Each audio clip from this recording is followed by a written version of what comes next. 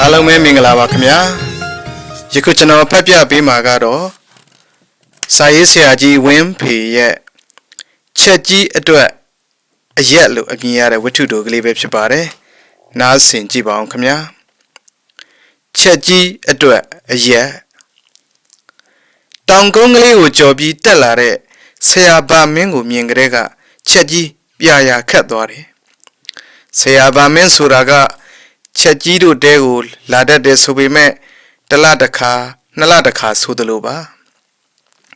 လာတိုင်းဆရာဗမင်းကတိတ်စကားပြောတာမဟုတ်ပါဘူးချက်ကြီးတို့တဲမှာထိုင်းမယ်အရက်ရှိရင်တောက်မယ်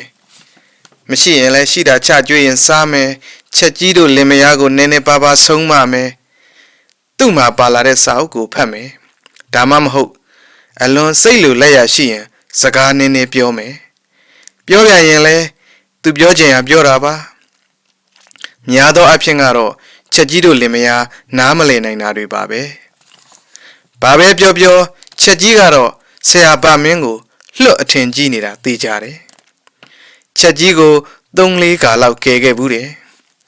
ဒါကလည်းရံဖြစ်ပြီးရိုက်တဲ့နှက်တဲ့ကိစ္စတို့သူ့မြေကိုမြေအငင်းပွားရံဖြစ်ကြတဲ့ကိစ္စတို့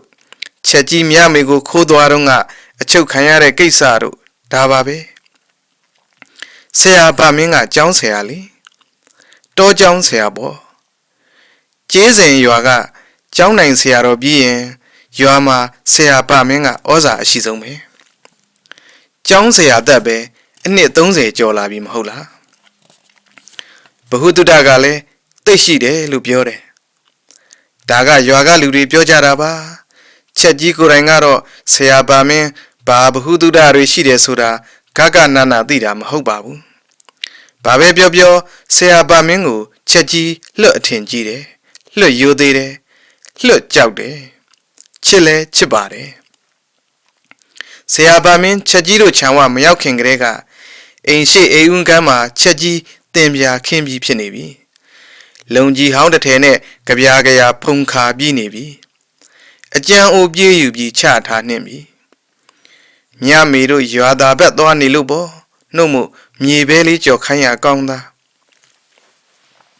ဆရာဗမင်းတဲပေါ်တက်လာတော့ထူးထွေတွေနှုတ်ဆက်လဲမနေဘာမှလည်းမမေးသေးခင်းထားတဲ့တင်ပြပေါ်လဲမထိုင်ကြပြင်းနဲ့အိမ်ရှိခန်းကြားတပေလောက်အနှိမ့်မြင့်ဖြစ်နေတဲ့နေရာလေးမှာပဲထိုင်ချလိုက်တယ်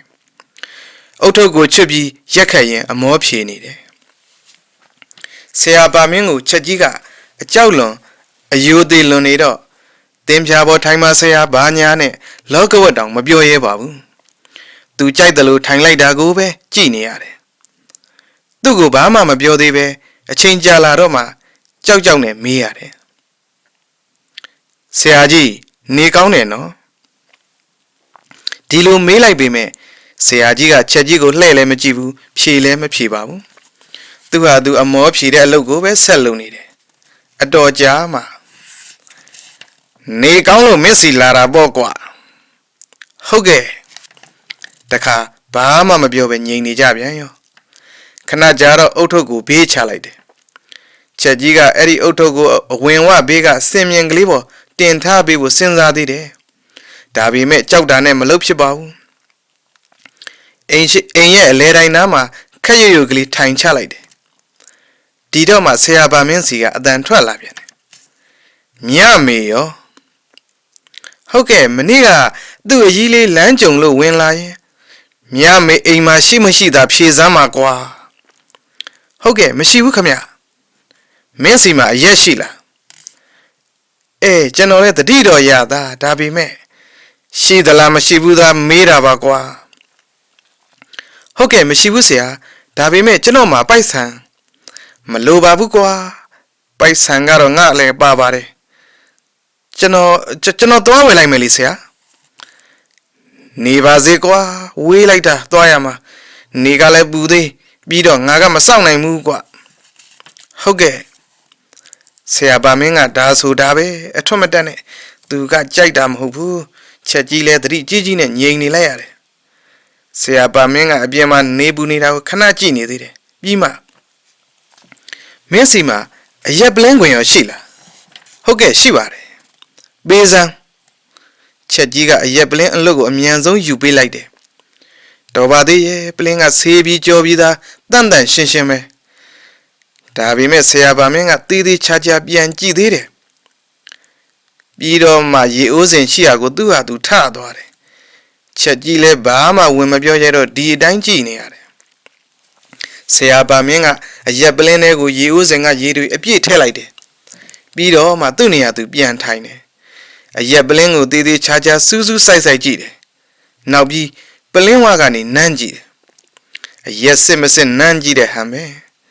ပြီးတော့မှချက်ကြီးကိုလှမ်းကြည့်ပြီးပေးစမ်းအဲ့ဒီထင်းရှူးတစ်တာလေးဒီနားယူခဲ့ချက်ကြီးကဆက်ပြတစ်တာငယ်လေးကိုယူပြီးရွှေ့ပေးလိုက်ရတယ်ဒီတော့ဆရာပါမင်းကပလင်းဝါကိုထပ်ပြီးနမ်းကြည့်ပြန်တယ်ပြီးတော့မှတစ်တာလေးပေါ်ကိုပလင်းကိုတင်လိုက်တယ်မင်းမှာဘာမြည်စရာရှိသလဲရှိတယ်ခမပဲလော်ကြော်ကိုကြက်သွန်နဲ့တုတ်လိုက်မယ်အေးကောင်းတယ်ဖန်ခွက်နဲ့ရေထဲဖို့မက်ခွက်လေးယူခဲ့ကွာဟုတ်ကဲ့ချက်ကြီးတက်နိုင်သမျှမြန်အောင်လုပ်ပေးပါတယ်ပဲလော်ကြော်တို့ကိုချပေးနေတော့ဖန်ခွက်နဲ့ရေထဲဖို့မက်ခွက်မြန်မြန်လုပ်ကွာဟုတ်ကဲ့ချက်ကြီးခုမှစဉ်းစားမိတယ်ရေပလင်းလည်းရှိနေပြီနောက်ထပ်လည်းရေထဲဖို့မက်ခွက်ပေးအောင်ဆိုတော့ဘယ်လိုလဲဘာမှစဉ်းစားမနေနဲ့ဆရာကပေးဆိုပေးလိုက်စကားရှည်မနေနဲ့ဖန်ခွက်ဟောင်းလေးနဲ့ရေထဲဖို့မက်ခွက်ကိုယူလာခဲ့တော့လောက်ကွာမြန်မြန်မက်ခွက်တဲ့ရေထဲစမ်းဟုတ်ကဲ့ချက်ကြီးရေခတ်အပြီးလှဲ့ကြည့်တော့ဆရာပါမင်းကပလင်းထဲကရေကိုဖန်ခွက်ဟောင်းလေးတဲ့ဂယုတစိုက်ငှဲ့ထဲနေပြီသူ့ကြည့်ရတာအရက်ငှဲ့နေတဲ့အတိုင်းပါပဲတကယ်တော့ရည်စရာကြီးဒါပေမဲ့ချက်ကြီးမှာတော့ရီဖို့သတိတောင်မရပါဘူးချက်ကြီးအဖို့ဆရာပါမင်းမေးရင်ဖြေလိုက်ခိုင်းရင်လှုပ်လိုက်တောင်းရင်ပေးလိုက်ဘာမှအထွတ်တက်မနေနဲ့အထွတ်တက်မိလို့ငေါက်ခံရပေါင်းလဲများလာပြီသူပြောတဲ့အတိုင်းရှောက်လှုပ်လို့အကျိုးခံစားရပေါင်းလဲများလာပြီမက်ခွက်ကိုချပေးနေတော့ဆရာပါမင်းကဖန်ခွက်ကိုနှခမ်းတိတ်ပြီးစတော့ပါတယ်ချက်ကြီးသေးသေးချာချာသတိထားမိပါတယ်ဆရာပါမင်းဟာအတော်ပြင်းတဲ့ချက်အရက်ကိုတတိနဲ့တောက်နေတဲ့ပုံတကယ်အစ်စ်ပဲအဲ့ဒီလိုမော့ချပြီးတဲ့နောက်ချက်ချင်းဆိုသလိုမက်ခွက်ထဲကရေတကြိုက်ကိုကြပြားကြတောက်ချလိုက်ပါတယ်ဘယ်လိုလဲရေနဲ့ရောတောက်နေတာဒါပေမဲ့ချက်ကြီးမှာအံ့ဩတဲ့အမူအရာတောင်မပြရဲပါဘူးအိမ်ကြီးရနဲ့အလဲတိုင်းသားပြန်လာပြီးထိုင်နေလိုက်ရတယ်ဆရာပါမင်းကပဲလော်ကြော်တို့ကိုစမြည်နေပြီချက်ကြီးမင်းဘာလုပ်ဆရာရှိလဲလှုပ်မင်းလှုပ်ဆရာရှိတာလှုပ်ငါတော့အိုကေသွားပြီဟုတ်ကဲ့ချက်ကြီးခက်မြန်မြန်ပဲအိမ်နောက်ဘက်ကိုထွက်ခဲ့တယ်နေစမ်းမအောင်ဆရာပါမင်းကဘယ်လိုလဲပလင်းထဲမှာကြံနေတဲ့အရက်နံကလေးနဲ့ရေနဲ့ရောပြီးရသေးစိတ်ဖြေလုံနေတာလားဒါလည်းမဖြစ်နိုင်ပါဘူးပလင်းကမြတ်မေဆေးထားလို့အရက်နံလည်းမရှိပါဘူးစောစောကနန်းတောင်ကြည့်မိသေးတာပဲထားပါလေသူဟာသူဘာလှုပ်ပေါ့ဆရာပါမင်းလှုပ်နေတာတွေကိုအရင်ကလည်းချက်ကြီးနားမလည်ခဲ့တာများပါတယ်ပြောလို့သာပြောရတယ်ချက်ကြီးအိမ်တွင်အိမ်ပြင်လှုပ်ရှားရှိတာဆက်လို့ရင်ဆရာပါမင်းကိုလှမ်းကြည့်မိတာတော့အမှန်ပဲဆရာပါမင်းကတော့မှန်ပဲပလင်းထဲကဖန်ခွက်ထဲကိုငှဲ့လိုက်မော့ချလိုက်မက်ခွက်ထဲကရေကိုမျောချလိုက်ပဲလော်ကြော်စားလိုက်နဲ့သူ့ဟာသူတော့မိနေတာပဲတခုတော့ရှိတယ်နော်ပလင်းတဝက်လောက်လေးကျိုးရောဆရာပါမင်းရဲ့မျက်နှာကြီးတစ်ခုလုံးဟာနီးရဲလာတယ်မျက်ထောင်တွေလည်းနီးလာတယ်ချက်ကြီးတော့ဘယ်လို့မှကိုနားမလဲတော့ဘူးကြာတော့ဆရာပါမင်းတောက်နေတာကိုကြည့်ပြီးသူဟာသူလည်းတတွေးမျိုးချနေမိတယ်သူကိုယ်သူသတိထားမိသလားမထားမိလားတော့မပြောတတ်ဘူးနိုင်ဝက်လောက်ကြာတော့ဒဗလင်းပြက်တာပဲချက်ကြီးခမညာလာစမ်းမအောင်ကွာနောက်ဒဗလင်းထက်ထည့်စမ်းမအောင်ဟုတ်ကဲ့ပလင်းထဲကိုတောက်ရည်ဦးတွေကရေတွေဖြည့်ပေးနေတော့ချက်ကြီးနည်းနည်းစဉ်းစားကြည့်သေးတယ်ဘာစဉ်းစားလို့ရမှာလဲဒီကောင်ဘာကောင်မို့လို့ဒါတွေနားလည်နိုင်မှာလဲ မလိုပါဘူးစဉ်းစားစရာလည်းမလိုပါဘူးချက်ကြီးကပလင်းကိုထင်းယူသစ်တာပေါ်ပြန်ချပေးတာနင်းနဲ့ကြောက်ကမဲဖြစ်သွားတယ်နင်းနေပါဒါပေမဲ့ခွေးမသားဟောကြည့်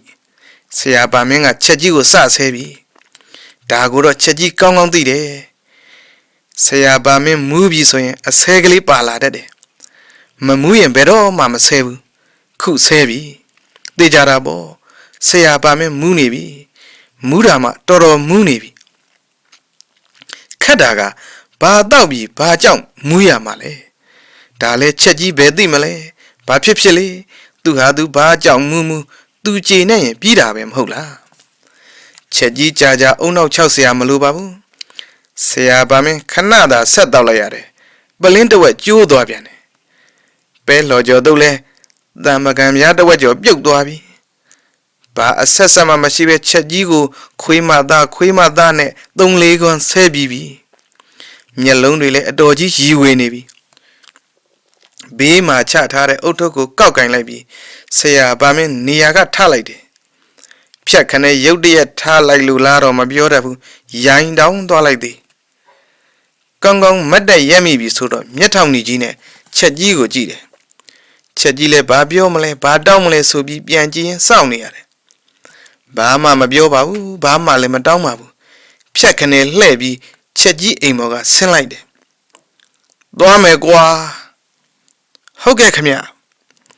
ဆရာပါမင်းဟာရိုင်းတိုင်းနဲ့ထွက်သွားတယ်ခြံဝမှာရိုင်းသွားလို့ခြံတိုင်းကိုကင်ထားလိုက်ရသေးတယ်ခဏနေမှသူ့ကိုယ်သူအနိုင်ထင်းရင်ထွက်သွားတယ်တောင်ကုန်းကလေးကိုကြော်တော့မဲ့အချိန်မှာတိုင်းကွက်တွေတောင်နင်းသွားသေးတယ်ဆရာပါမင်းတောင်ကုန်းတစ်ဖက်ကိုရောက်ပြီးပျောက်ကွယ်သွားတဲ့အချိန်မှာချက်ကြီးတက်ပြင်းမချမိပါဘူးဘယ်တက်ပြင်းချနိုင်မှာလဲကြပြာပလင်းလက်ကြံရှိရာကိုပြေးရတာကိုပလင်းကတဝက်တောင်ကြံသေးတာပဲချက်ကြီးလဲအာကောင်6နေတာကိုစိတ်ရှည်နဲ့ထင်းရင်တစ်ခွက်ငှဲ့တော့လိုက်တယ်မက်ခွက်ထဲကရေနဲ့မျောချလိုက်အမြီးစားလိုက်နဲ့လက်ကြံကိုရှင်းနေတယ်ဘာမှမကြလိုက်ပါဘူးပလင်းလဲကုံပဲလော်ကြော်ပကံလဲပြောင်မက်ခွက်ထဲကရေတောင်မကြံဘူးခဏနေတော့မြမေလဲပြန်ရောက်လာတယ်အမြဲတမ်းမိမကြောက်ရတဲ့ချက်ကြီးကမူပြီးဆဲလို့တဲ့လင်မယား2ယောက်ရန်ဖြစ်လိုက်ကြတာချက်ကြီးနောက်စိတ်ကွဲသွားမှပွဲပြီးသွားဆိုပဲဝင်းဖေ1990ခုနှစ်ဇွန်လမဟေတီမဂ္ဂဇင်းအလုံးမဲနားဆင်ပေးကြလို့အထူးကျေးဇူးတင်ပါတယ်ခင်ဗျာ